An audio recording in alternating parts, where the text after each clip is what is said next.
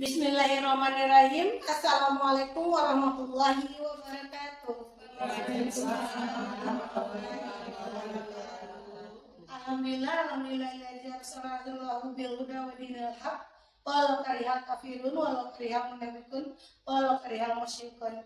Segala puji hanya milik Allah sehingga kita dapat berkumpul dalam rangka pemaparan aksi nyata modul 1.4 implementasi budaya positif di sekolah yang akan disampaikan oleh Ibu Revi Muhammad Sallallahu Alaihi Wasallam. Allahumma sholli ala Muhammad wa ala ali Muhammad. Yang terhormat Ketua Yayasan Tiara Bunda, yang terhormat Ibu Guru TK Tiara Bunda, yang terhormat juga kepala sekolah beserta guru TPA Tiara Bunda. Baiklah ibu-ibu semua, sebelum kita mulai, marilah kita baca basmalah dulu dan surat Al-Fatihah. Bismillah.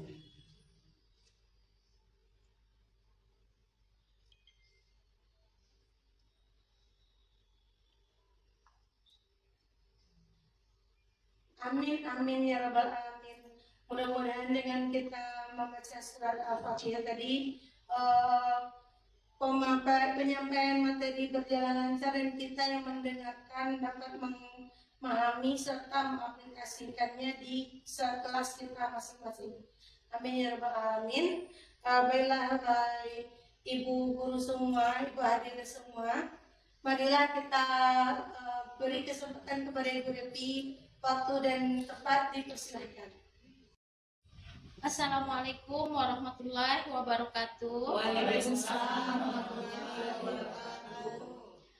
Pertama dan utama sekali, marilah kita panjatkan puji syukur kita kehadirat Tuhan Yang Maha Esa, yang mana berkat rahmat serta karunia Beliau kita dapat berkumpul di sini dalam rangka workshop implementasi budaya positif di sekolah, yaitu melakukan aksi nyata tugas dari calon guru penggerak angkatan 11 pada bulan ini. Apabila kita panjatkan kepada junjungan kita Nabi besar Muhammad Sallallahu Alaihi Wasallam yang telah membawa umatnya ke alam yang terang benderang seperti sekarang ini. Baiklah, yang terhormat Ibu Ketua Yayasan Terpadu Tiara Bunda, yang terhormat Ibu-Ibu Majelis Guru TK Tiara Bunda, KB Tiara Bunda, dan TPA Tiara Bunda. Baiklah Ibu-Ibu, pada kesempatan ini saya akan memaparkan implementasi budaya positif di sekolah pada tugas aksi nyata modul 1.4. Baiklah Bu Novia, perkenalkan dulu, nama saya Revi Endrayani dari TK Tiara Bunda, Painan.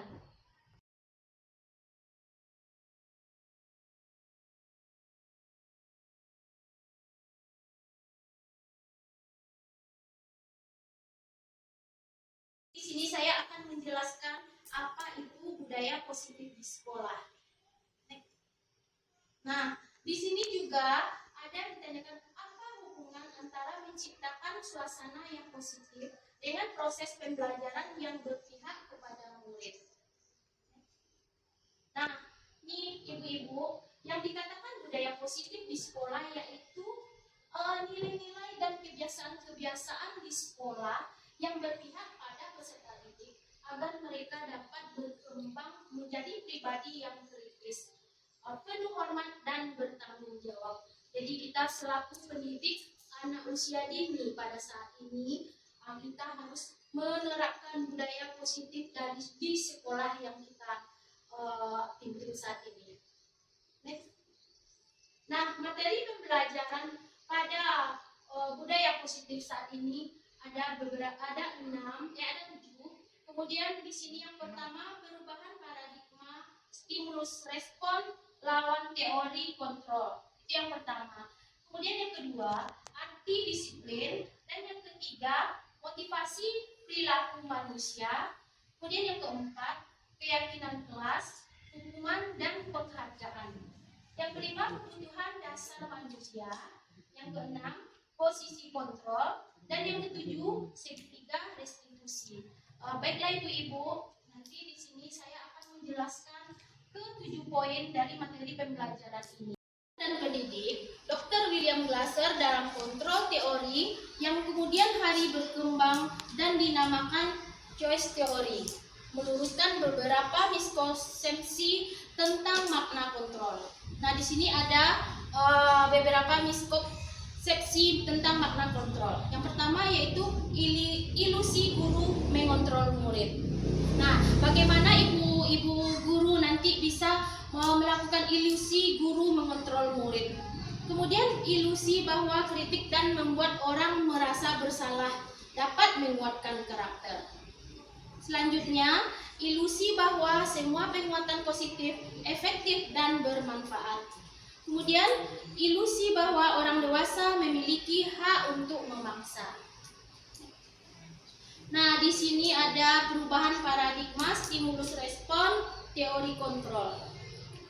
Ibu-ibu bisa melihat di sini, siapa sesungguhnya yang memiliki kontrol? Di sini ada 2, stimulus respon dan teori kontrol. Pada stimulus respon, kita mencoba mengubah orang agar berpandangan sama dengan kita. Jadi itu pada stimulus respon. Kemudian pada teori kontrolnya, kita berusaha memahami pandangan orang lain terhadap dunia. Jadi itulah perbedaan antara stimulus respon dan teori kontrol. Kemudian stimulus respon yang kedua, perilaku buruk dilihat sebagai suatu kesalahan. Pada teori kontrol, semua perilaku memiliki tujuan. Kemudian stimulus respon, orang lain bisa mengontrol saya. Berarti pada teori kontrolnya, hanya Anda yang bisa mengontrol diri Anda sendiri. Kemudian stimulus respon, saya bisa mengontrol orang lain. Pada teori kontrolnya, Anda tidak bisa mengontrol orang lain. Jadi kita tidak bisa mengontrol orang lain. Selanjutnya, pemaksaan ada pada saat rujukan gagal. Pada teori kontrolnya, kolaborasi dan konsensus menciptakan pilihan-pilihan baru. Kemudian yang terakhir, stimulus respon, model berpikir menang atau kalah. Pada teori kontrolnya, model berpikir menang-menang. Berarti tidak ada kalahnya. Nah, di sini ditanyakan apa makna disiplin? Ada ibu-ibu yang tahu apa makna disiplin? Tepat waktu. Ya, apa lagi? Mengikuti aturan. Ya. Berarti ibu-ibu semua sudah paham apa itu dikatakan makna disiplin. Nah,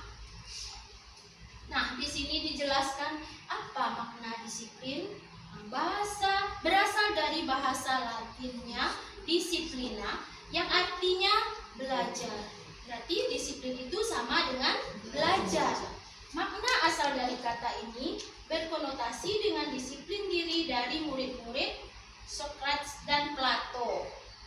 Kemudian, disiplin diri membuat orang menggali potensinya menuju sebuah tujuan apa yang dia hargai.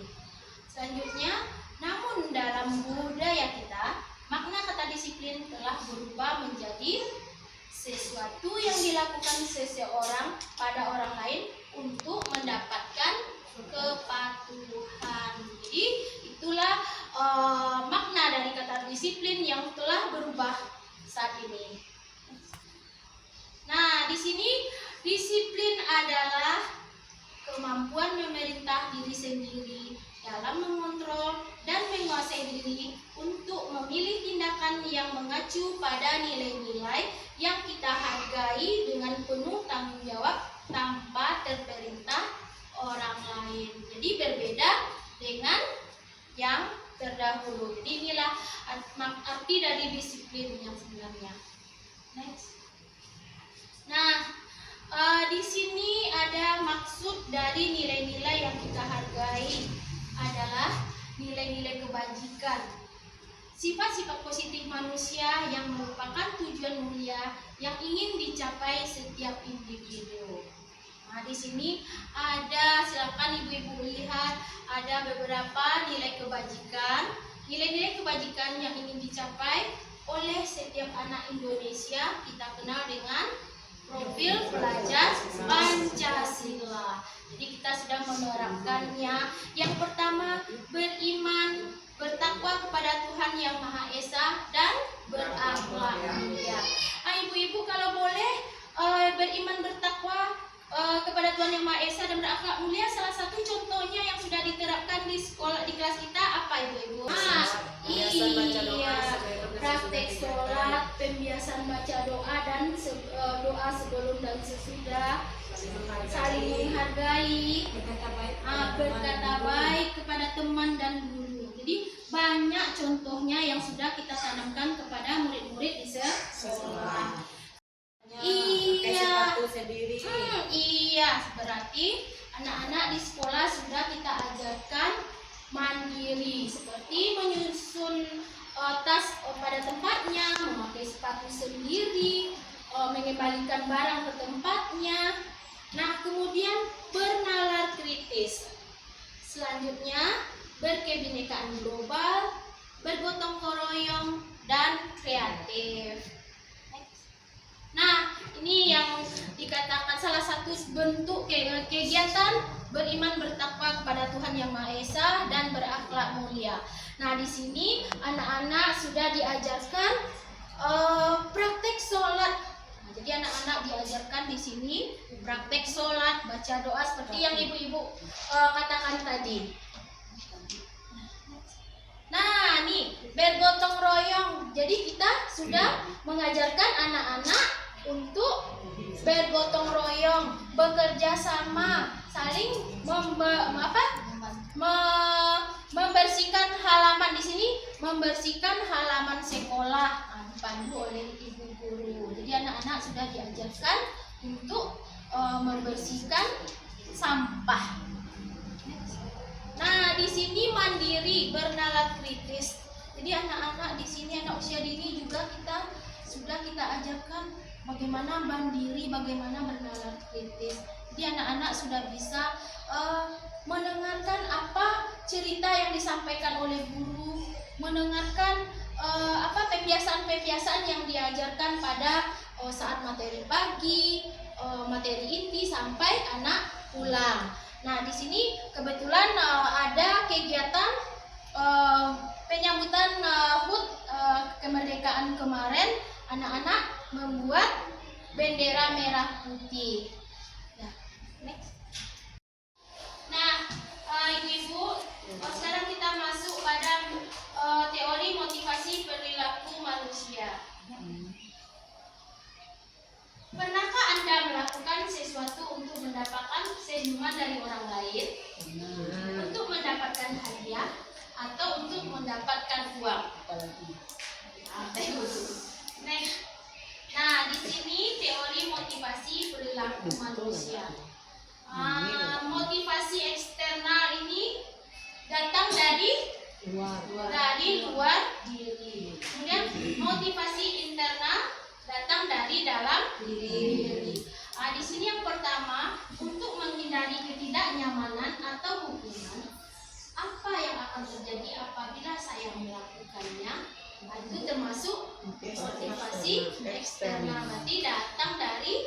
kedua. Kemudian yang kedua, untuk mendapatkan imbalan dari orang lain atau institusi, apa yang akan saya dapatkan apabila saya melakukannya? Nah, ini juga motivasi eksternal.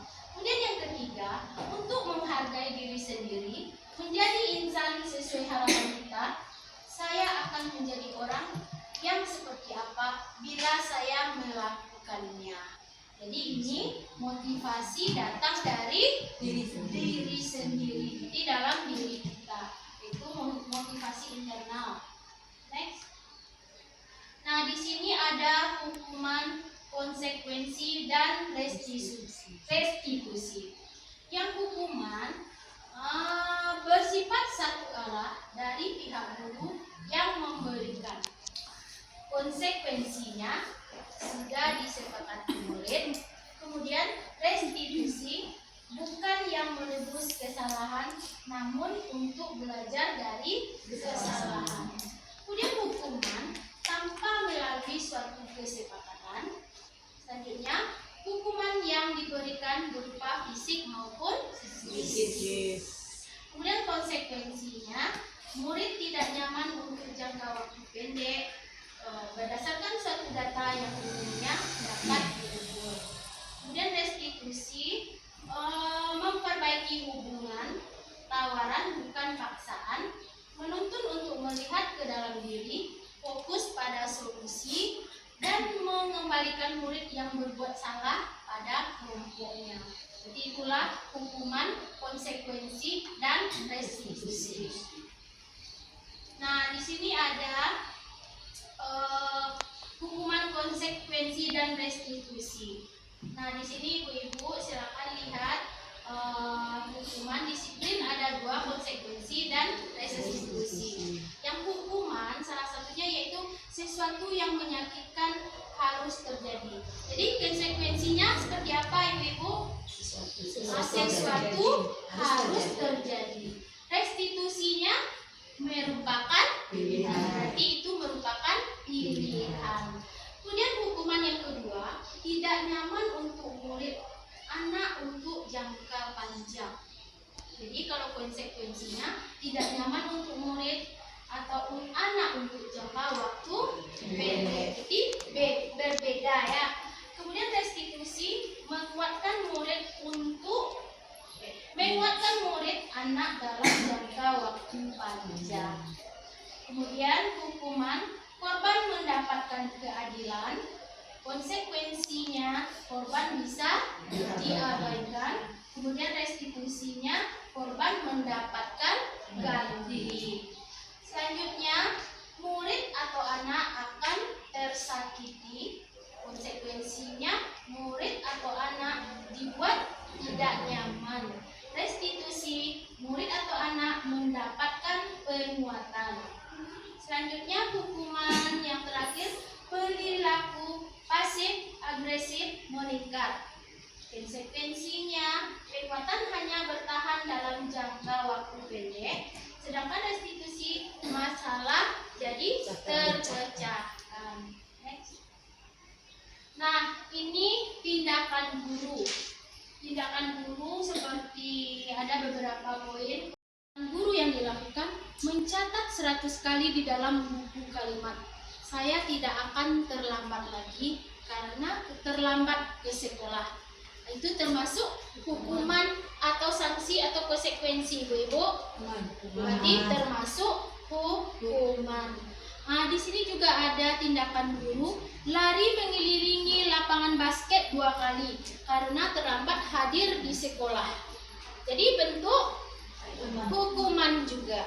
Kemudian murid diminta untuk push up 15 kali karena tidak menggunakan masker ke sekolah. Jadi bentuk hukuman juga. Kemudian menggantikan kertas tugas teman yang telah dicoret-coret. Bentuknya seperti apa ibu-ibu? Berarti itu adalah konsekuensi. Membersihkan tumpahan air di meja tulis karena tersenggol pada saat belajar. Itu bentuk konsekuensi. Kemudian murid disuruh untuk mengenakan sepatu seharian di sekolah karena tidak menggunakan sepatu hitam. Hukuman apa konsekuensi, Ibu-ibu? Hukuman. Kemudian lari mengelilingi lapangan basket 2 kali karena terlambat 10 menit untuk pelajaran PJOK. Itu bentuk konsekuensi. Nah, di sini kita lihat dihukum oleh penghargaan. Saat kita berulang kali menjanjikan hadiah kepada anak-anak agar berperilaku bertanggung jawab atau kepada seorang murid agar mempelajari sesuatu yang baru atau kepada seorang karyawan agar melakukan pekerjaan yang berkualitas. Kita sedang berasumsi mereka tidak dapat melakukannya atau mereka tidak akan memilih untuk melakukannya. Ini menurut Alfie Kohn. Jadi dihukum oleh penghargaan seperti ini pernyataannya. Next. Nah, ini ada beberapa pernyataan dari Alfie Kohn dari hasil pengamatannya selama ini tentang tindakan pemberian penghargaan yang nilainya sama dengan menghukum seseorang. Nah, seperti ini pernyataannya, Ibu-ibu. Yang pertama, pengaruh jangka pendek dan jangka panjang. Jadi pernyataannya itu berpengaruh pada jangka pendek dan jangka panjang. Kemudian penghargaannya tidak efektif. Jadi penghargaannya tidak efektif. Selanjutnya penghargaan merusak hubungan. Jadi penghargaannya bisa merusak hubungan. Kemudian penghargaannya juga menghukum. Nah, Ibu-ibu semua sudah mempunyai keyakinan kelas di masing-masing kelas, Ibu-ibu. Nah, kenapa keyakinan kelas? Nah, kemudian apa bedanya keyakinan kelas dengan kesepakatan kelas dan peraturan kelas? Nah, di sini nanti akan dijelaskan apa itu keyakinan kelas, bagaimana kesepakatan kelas dan peraturan kelas. Nah, ini Ibu-ibu, keyakinan kelas. Nah, kesepakatan kelas lebih rinci dan detail. Kemudian kesepakatan kelas konkret dan lebih mirip pada peraturan. Kemudian kalau keyakinan kelas bersifat lebih abstrak, berisi nilai-nilai kebajikan yang diyakini secara universal. Nah, kemudian nilai-nilai kebajikan universal yang disepakati secara tersirat dan tersurat lepas dari latar belakang suku, negara, bahasa maupun agama. Peraturan kelas, keyakinan kelas atau nilai kebajikan yang dituju.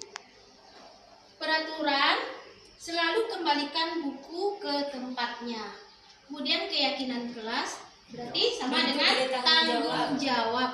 Kemudian peraturan yang kedua, dilarang mengganggu orang lain. Sedangkan keyakinan menghormati orang lain dan diri sendiri. Peraturan berikutnya, hadir di sekolah 15 menit sebelum pembelajaran dimulai. Keyakinan kelas, menghormati orang lain, komitmen pada tujuan. Kemudian peraturan selanjutnya, dilarang melakukan kekerasan. Keyakinan kelas, keselamatan, menghormati orang lain.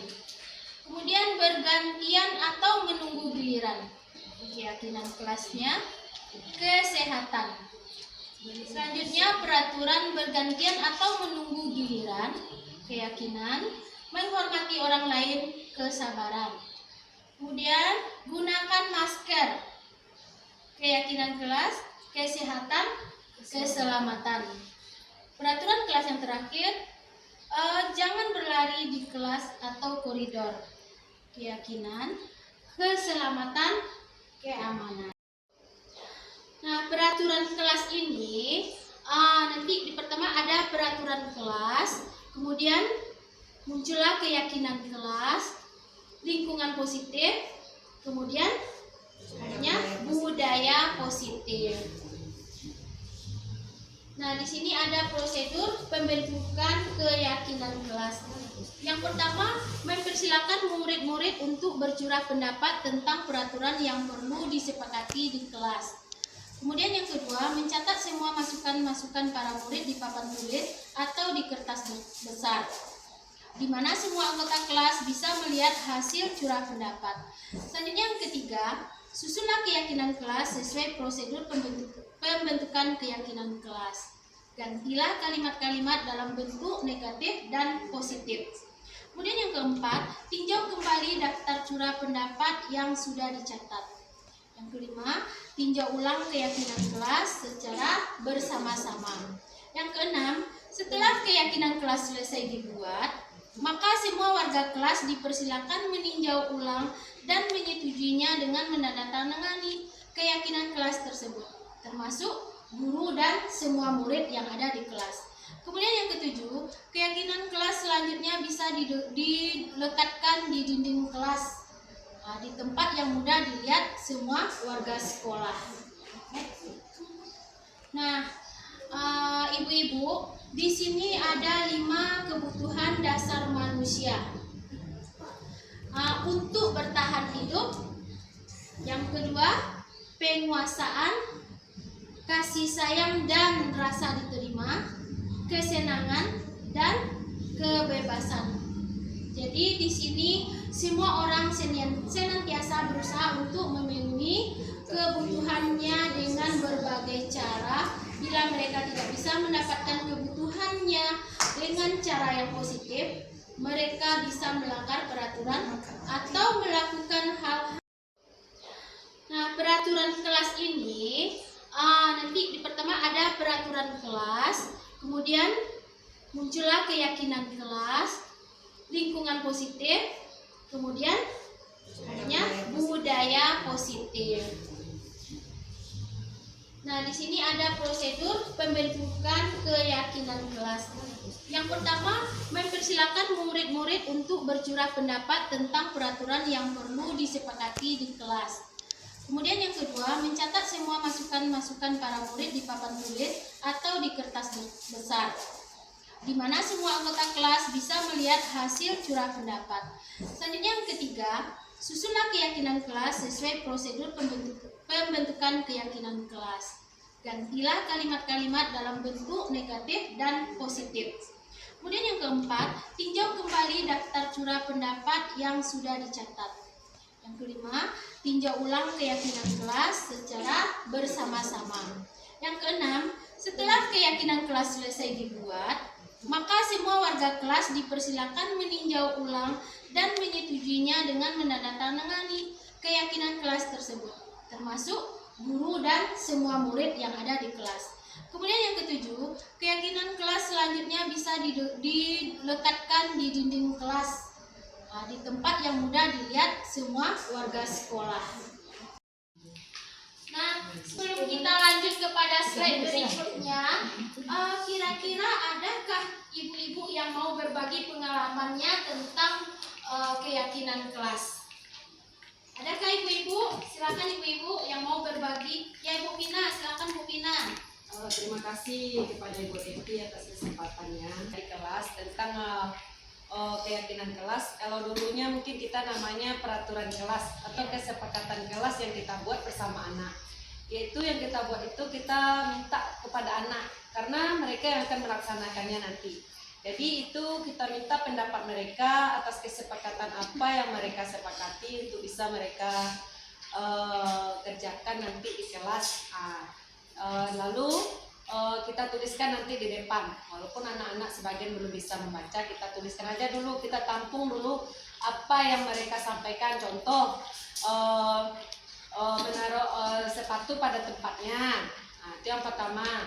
Setelah itu membuang sampah pada tempatnya. Kalau di sini kan kalau peraturan kelas kan hanya peraturan. Sedangkan sekarang kan namanya keyakinan kelas itu kan mengandung nilai kebajikan yang universal.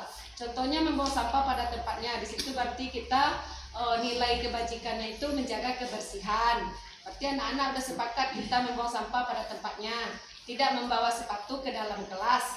Yaitu selanjutnya belajar antri, tidak memotong antrian. Setelah itu meletakkan mainan atau alat tulis pada tempatnya. Di situ mengandung nilai kebajikannya itu tanggung jawab, meletakkan sesuatu pada tempatnya. Selanjutnya tidak mengganggu teman misalnya. Tidak jahat sama teman, Bu.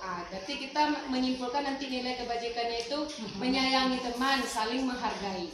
Jadi kalau mereka yang udah membuat, berarti kita hanya nanti mengingatkan. Tapi kalau datangnya dari kita, ada Bu, kan bisa juga seperti itu sebagian anak. Tapi kalau mereka yang meminta, lalu kita tulis, kita buatkan di dinding. Boleh ditulis dengan tangan atau dibuat baliho, terserah kreatifnya guru masing-masing.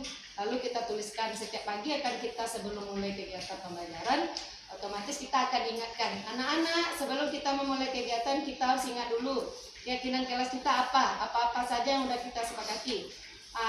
Dengan seperti itu tentu mereka akan kembali mengingatnya dan menyebutkannya. Jadi apabila mereka tidak meletakkan sesuatu pada tempatnya tidak sesuai, kita sebagai guru hanya mengingatkan bagaimana keyakinan kelasnya. Nampak anak bawa sampah sembarangan, keyakinan kelas kita seperti apa? Oh ya, akan mengambil sendiri. Jadi dampaknya di kelas sudah sebagian kita sudah merasakan dengan ada keyakinan kelas, anak-anak lebih tertib, mereka bisa belajar tidak bawa sepatu ke dalam, tidak memotong antrian teman, itu saling menghargai, tidak lagi jahat sama teman. Seperti itu yang sudah dirasakan. Terima kasih Bu Depi. Ya, terima kasih Bu Pina. Super sekali. Kemudian dari hasil yang sudah Bu Pina terapkan di kelas tadi, berarti anak-anak sudah melaksanakan apa yang sudah yang dibuat dari keyakinan kelas di masing-masing tadi. Baiklah ibu-ibu, mungkin ada lagi ibu-ibu yang lain yang mau berbagi pengalamannya tentang keyakinan kelas. Kami persilakan ibu-ibu. Ya Bu Zur, terima kasih Bu Zur. Ya, di sini kita cuma mendapatkan dari yang menyampaikan Bu Pina tadi memang itu bagus. Cuma intinya kalau keyakinan kelas itu intinya adalah itu kita mencurahkan pendapat anak itu. Berarti intinya pendapat anak itu yang kita kumpulkan. Kita kumpulkan semuanya. Habis itu nanti kita pilih mana yang rasanya ini mampu dilakukan oleh anak atau tidak. Jadi semua yang diinginkan anak itu kita pilih dulu, bukan apa yang disebutkan itu langsung kita okekan gitu. Namun itu kita pilih dulu, nanti kita sepakati bersama. Nanti kalau sudah disepakati dan itu kita lakukan pembiasaannya dengan melakukan pembiasaan itu, sehingga nanti anak akan terbiasa dan keyakinan kelas ini bisa berjalan dengan lebih bagus.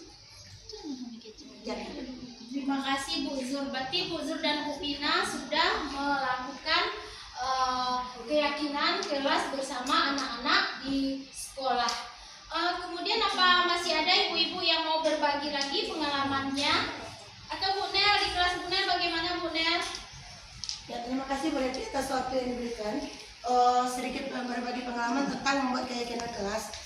Mengingat di kelas berasal dari berbagai latar belakang orang tua dan anak ya. Jadi memulai membuat peraturan kelas yang saya coba itu tidak langsung, misalnya dalam artian seharusnya mungkin rasanya bisa membuat 5 poin harusnya mungkin untuk anak, tapi dalam 2 minggu pertama saya biasa membentuknya itu dari 2 peraturan dulu. Nanti setelah saya membentuk 2 keyakinan kelasnya 2 dulu, mengingat kan tadi dengan latar belakang murid di kelas saya ya. Kemudian rasanya yang 2 ini sudah oke, nanti kan ada pembaharuan. Nah, baru ditambah lagi poin berikutnya. Jadi pembaharuannya itu memang bertahap saya lakukan, karena memang mengingat juga yang pertama anak di kelas saya ada yang kebetulan berkebutuhan khusus. Jadi saya ingin anak yang berkebutuhan khusus ini juga terampu oleh peraturan oleh keyakinan kelas yang kami buat tadi. Demikian Bu Depi. Ya, terima kasih Bu Nel, lebih lengkap. Jadi semuanya sudah menerapkan keyakinan kelas di kelasnya masing-masing.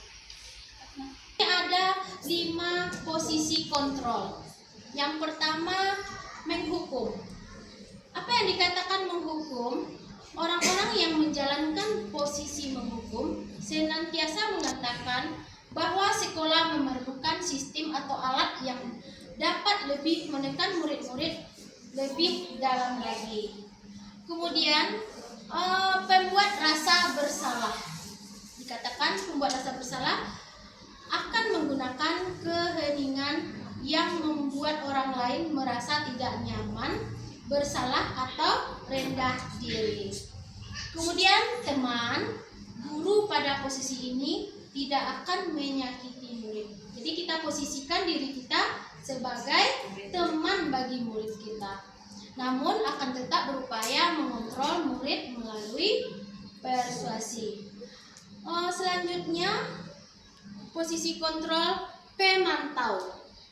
Posisi pemantau sendiri berawal dari teori stimulus respon yang menunjukkan tanggung jawab guru dalam mengontrol murid. Yang terakhir yaitu posisi kontrolnya manajer. Posisi di mana guru berbuat sesuatu bersama dengan murid, mempersilahkan murid mempertanggungjawabkan perilakunya, mendukung murid agar dapat menemukan solusi atas permasalahan yang dialaminya sendiri.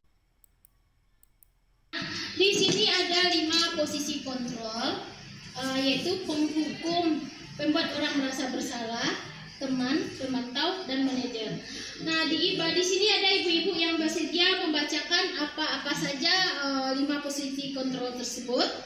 Sedia, Bu. Ya, Bu Pina, silakan Bu Pina bacakan, Bu Pina.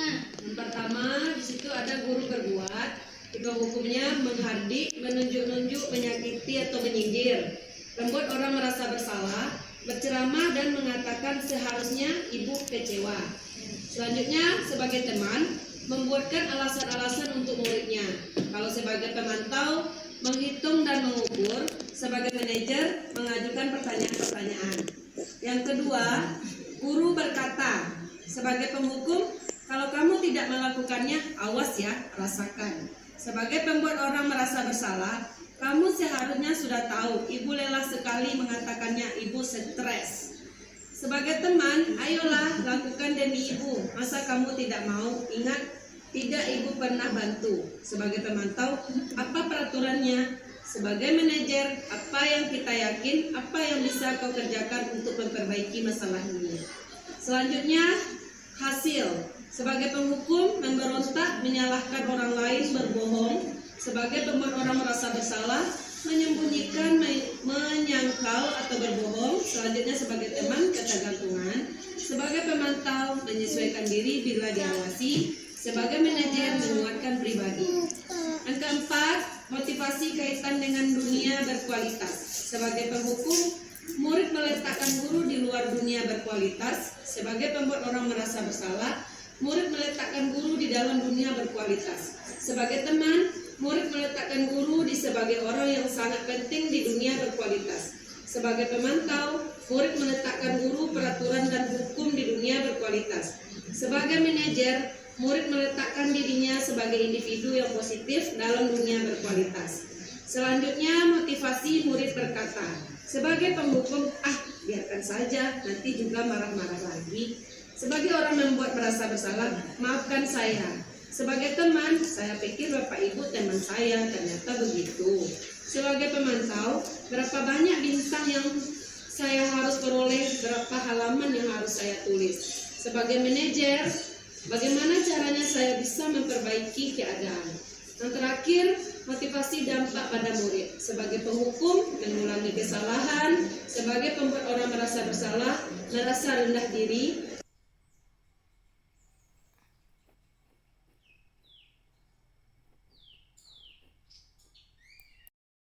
Menitik beratkan pada sanksi atau hadiah untuk dirinya. Sebagai manajer, mengevaluasi diri, bagaimana cara memperbaiki diri. Ya, terima kasih Ibu Vina yang sudah membantu menjelaskan 5 posisi kontrol.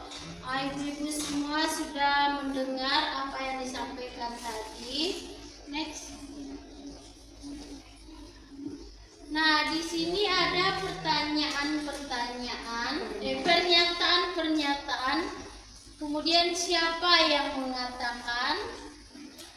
Di sini pernyataan, saya kecewa sekali dengan kamu. Siapa yang mengatakan? Pembuat orang merasa bersalah. Kemudian pernyataan yang kedua, kamu tidak pernah benar melakukannya. Siapa yang mengatakan? Sebagai penghukum. Kemudian pernyataan berikutnya, ayolah lakukan demi ibu atau bapak. Siapa yang mengatakan?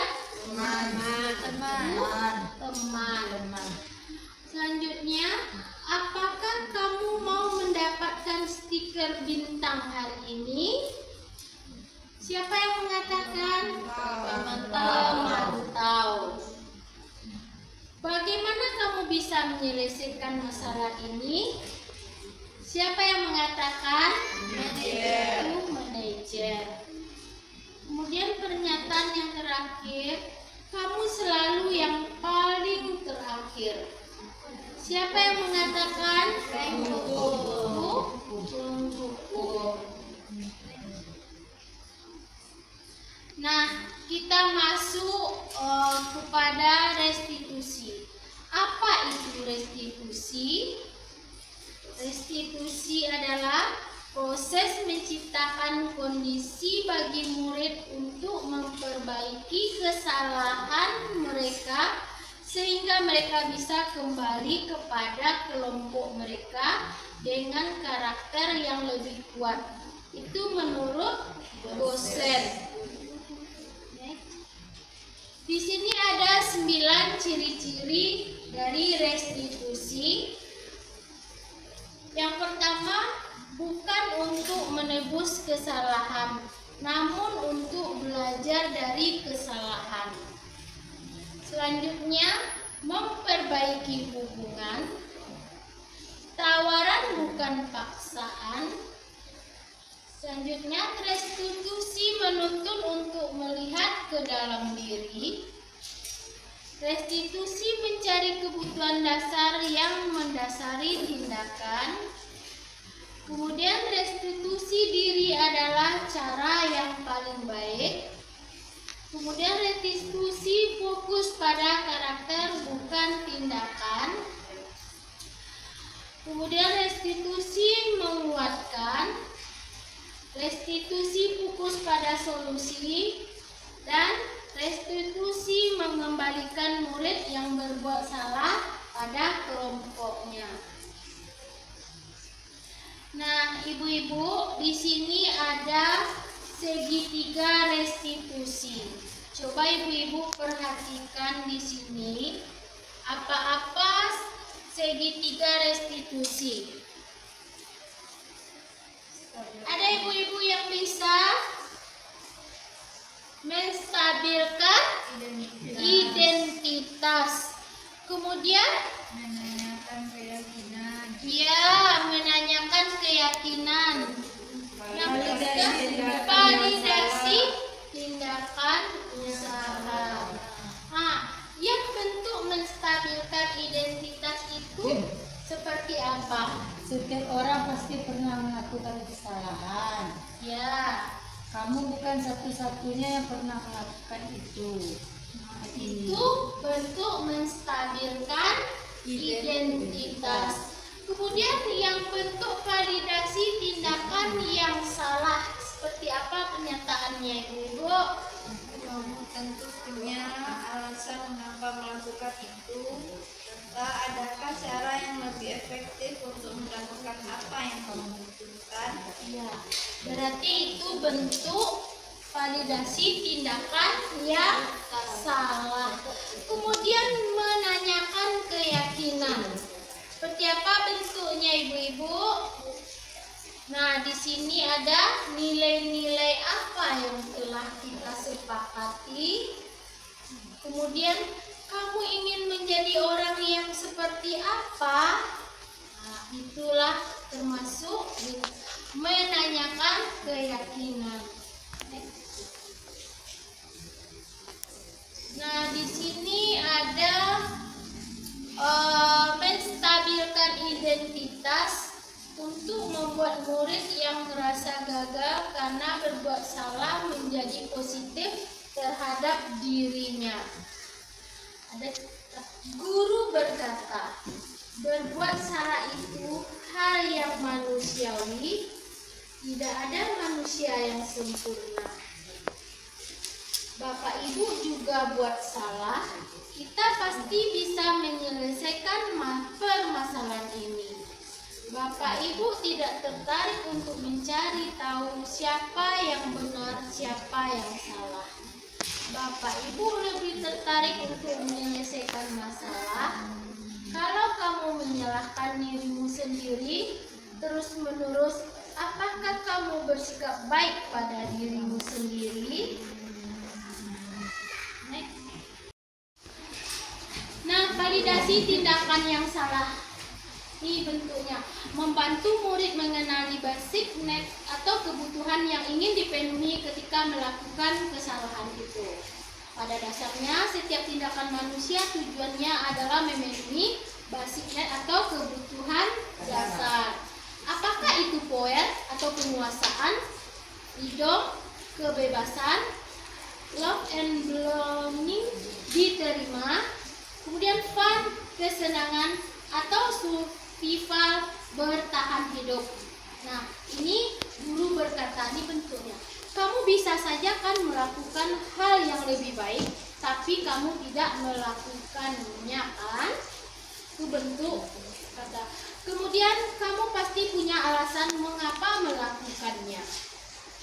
Apa yang penting bagi kamu?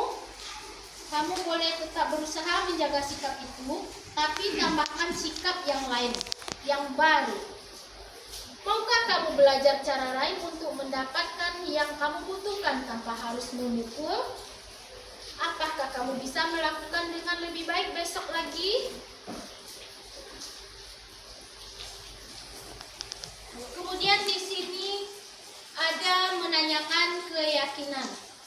Murid melihat kesalahannya dihubungkan dengan nilai kebajikan yang diyakininya, mendasari manusia berinteraksi dengan orang lain. Guru berkata, apa nilai yang kita percaya di kelas atau di sekolah kita? Nilai-nilai kebajikan atau keyakinan apa yang telah kita sepakati? Kelas yang ideal itu seperti apa sih? Kamu ingin jadi anak seperti apa? Apa yang kamu rasakan ketika kamu melakukan itu? Kamu menjadi orang yang seperti apa? Nah, di sini ada sesi tanya jawab.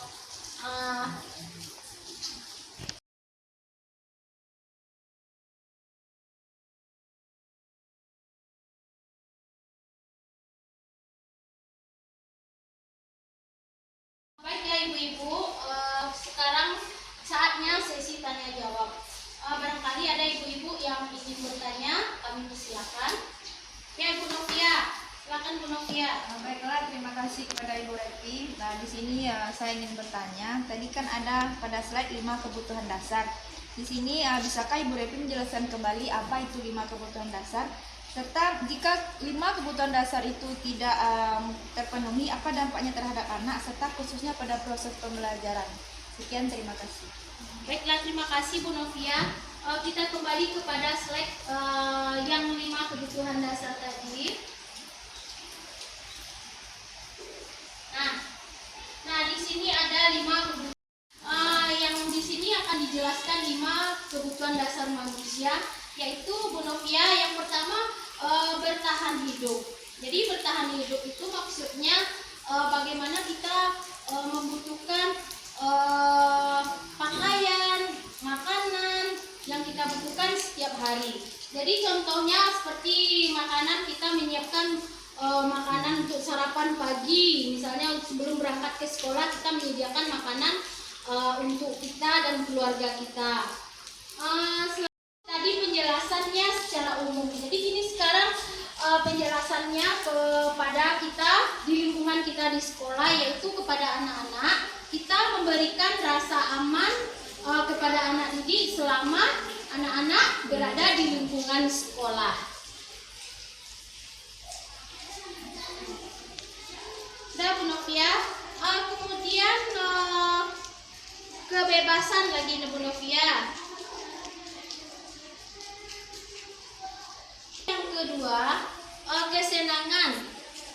Kesenangan yaitu bagaimana kita memberikan pelayanan kepada anak-anak selama di lingkungan sekolah, memberikan kebebasan atau kesenangan kepada anak-anak dalam melakukan kegiatan proses belajar belajar mengajar. Jadi kita sebagai pendidik tidak memaksakan apa yang harus kita berikan kepada anak. Jadi kita harus menyesuaikan sesuai dengan kebutuhan setiap peserta didik. Selanjutnya penguasaan. Jadi penguasaan di sini kita memberikan arahan kepada anak didik bagaimana kita mengarahkan apa yang boleh dan apa yang tidak boleh dilakukan anak selama proses belajar mengajar ataupun dalam kehidupan sehari-hari anak di sekolah. Kemudian kasih sayang dan rasa yang diterima. Jadi di sini kita sebagai pendidik harus memberikan kasih sayang kepada setiap peserta didik kita selama di lingkungan sekolah tanpa membedakan anak A dengan anak B. Jadi kita harus memberikan kasih sayang dan pelayanan yang sama, kebutuhan yang sama, pelayanan yang sama. Kemudian kebebasan, kita memberikan kebebasan kepada setiap anak dalam kegiatan belajar maupun belajar di dalam maupun di luar sekolah. Jadi kita bisa membantu anak ke dalam setiap kegiatannya dengan memberikan bimbingan dan pelayanan yang baik kepada anak. Mungkin seperti itu Bu Novia. Boleh Bu Vina, kalau ada tambahan dari Bu Vina. Tadi kan di situ ada kebebasan. Mungkin sedikit menambahkan di dalam garis besarnya itu kebebasan, kita memberi kebebasan kepada anak itu dalam setiap kegiatan itu namanya kebebasan, tapi tidak semuanya itu dibebaskan. Contohnya kita sudah menyiapkan kegiatan pada anak ini karena nanti kita salah konsep dari kebebasan, berarti dia akan mungkin dia tidak suka dia pergi keluar seperti itu. Tentu kebebasan yang dimaksud di sini itu sesuai juga dengan konteks dalam proses pembelajaran, seperti itu maksudnya. Bukan membebaskan apa yang seenak-enaknya seperti itu. Sementara kita sudah menyiapkan kegiatan itu sesuai juga dengan arahan dan juga kegiatan yang diinginkan buat itu bisa berjalan dengan lancar. Ya Bu Vina, terima kasih atas tambahannya. Bu Vina tadi memang kita memberikan kebebasan kepada anak, bukan seenaknya yang anak, tapi kita sesuai juga dengan ada batas-batas yang akan dilakukan. Baiklah ibu-ibu, apakah masih ada yang ingin dijelaskan atau ada tambahan dari teman-teman ibu-ibu semua?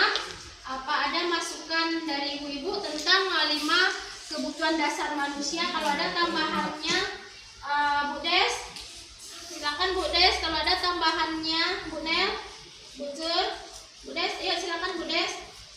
Ya, terima kasih atas waktunya Bu Lepi. Tadi saya mengamati apa yang Bu Lepi sampaikan tentang masalah hukuman tadi ya, menghukum.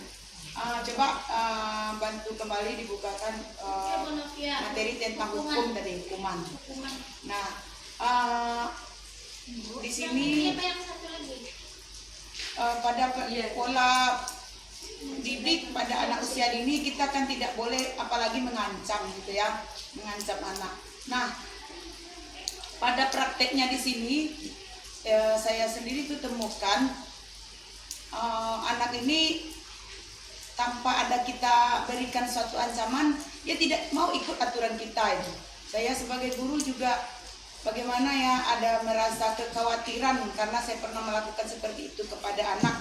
Sementara saya kasih dia satu ancaman, dia ikut apa yang telah disepakati di kelas itu. Sementara kita seorang guru tidak boleh memberikan ancaman, itu merasa kekhawatiran saya sendiri. Jadi bagaimana implementasinya yang terbaik kalau kita temui anak yang seperti itu. Sementara kalau kita berikan sedikit ancaman kecil saja, itu dia langsung ikut kesepakatan kelas. Tapi kalau kita lengahkan dengan itu, dia semaunya gitu. Bagaimana itu penyelesaiannya Bu Repi? Terima kasih. Mungkin juga Ibu lain ada sedikit tambahan. Terima kasih. Baik Bu Des, terima kasih atas pertanyaannya. Di sini mungkin semua ibu guru pernah mengalami hal yang disampaikan oleh Bu Des. Kalau boleh saya minta pendapat dari ibu-ibu, siapa yang bisa menjelaskan bagaimana ya pendapat yang pertanyaan yang diberikan oleh Bu Des tadi. Kami persilakan. Atau dari Bu Nel, silakan Bu Nel. Bentuk hukuman tadi yang dikatakan oleh Bu Des tadi. Terima kasih Bu Repi atas waktu yang diberikan. Terkadang begini Bu Guru, yang kita alami ya, dengan adanya hukuman-hukuman, sementara ketika kita menyampaikan kesepakatan kelas, disiplin positif, anak tidak mendengarkan. Ada kalanya kita mungkin beranjak setahap demi setahap, sembari kita memperbaiki karakter anak. Ada kalanya juga kita mungkin menyelami pola asuh orang tua di rumah.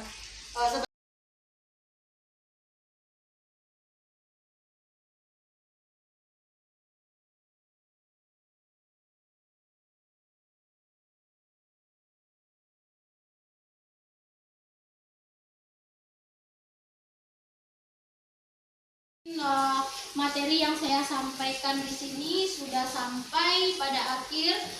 Kemudian saya akan menyimpulkan apa dari hasil materi yang saya sampaikan hari ini, yaitu saya akan menyimpulkan budaya positif di sekolah tadi.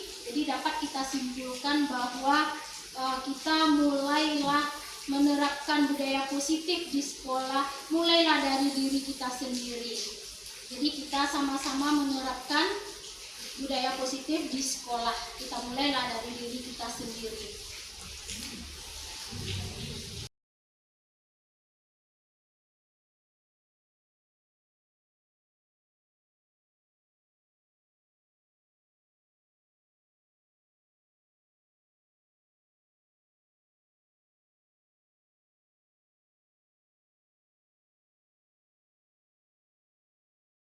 Demikianlah ibu-ibu pemaparan materi dari saya untuk hari ini. Semoga apa yang saya sampaikan tadi bermanfaat bagi diri saya sendiri dan ibu-ibu semua terutama. Kemudian saya mengucapkan terima kasih yang sebesar-besarnya atas dukungan ibu-ibu semua, karena berkat ibu-ibu semua sehingga acara kegiatan workshop implementasi budaya positif ini bisa berjalan dengan lancar. Dan tidak terlupa terima kasih kepada Oma Bu Dirwiyanti selaku ketua yayasan yang selalu mendukung semua gurunya dalam menunjang pengembangan karirnya untuk kegiatan di sekolah. Mungkin saya juga mengucapkan terima kasih kepada kameramen saya yang sudah setia 1 jam, Ibu Sri Nanda, dan moderator Ibu Karneli dan ibu-ibu semua yang tidak bisa disebutkan namanya. Terima kasih banyak. Kalau ada salah dan jawabannya saya mohon maaf. Wabillahi taufiq wal hidayah. Wassalamualaikum warahmatullahi wabarakatuh. Selanjutnya acara ini saya kembalikan kembali kepada moderator. Ini kedua.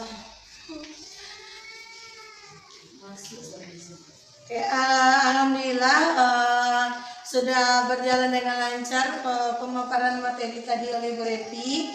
Sekali lagi kami juga ucapkan terima kasih kepada ibu-ibu.